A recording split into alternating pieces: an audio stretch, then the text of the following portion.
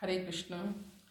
पश्येतां पाण्डुपुत्राणाम् आचार्य महतीं च मुं व्यूढ़ां द्रुपदपुत्रेण तव शिष्येन धीमता।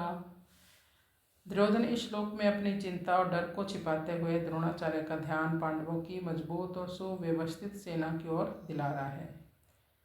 इसलिए यह श्लोक हमें भी शिक्षा देता है कि किसी भी परिस्थिति को अच्छी तरह से जानकर ही आगे बढ़ना चाहिए।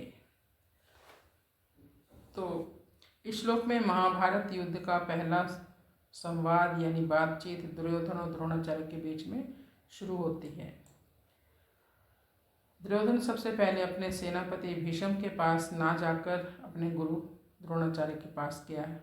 दुर्योधन ने पश्य यानी देखिए शब्द का प्रयोग करके द्रोणाचार्य का ध्यान विशेष रूप से पांडव सेना की ओर खींचा। दुर्योधन ने पांडव सेना को महती चमू यानी विशाल सेना कहकर उसकी शक्ति को स्वीकार किया।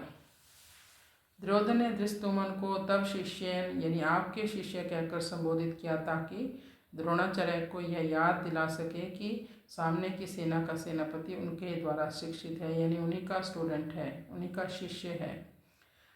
धृष्टद्युम्न का जन्म विशेष रूप से द्रोणाचार्य का वध करने के उद्देश्य से ही हुआ था। फिर भी द्रोणाचार्य ने उन्हें शस्त्र विद्या सिखाई। इस श्लोक में दुर्योधन की चिंता सीधे शब्दों में नहीं दिखाई देती, लेकिन उसके शब्द उसकी सतर्कता और मनोस्थिति को बता रहे हैं। दुर्योधन की बात में प्रशंसा कम है, यानी मनोवैज्ञानिक दबाव ज़्यादा, साइकोलॉजी तौर पे वो दबाव बना रहा है। यह श्लोक बताता है कि युद्ध केवल शस्त्रों से नहीं बल्कि शब्दों और मनोविज्ञान से भी लड़ा जाता है।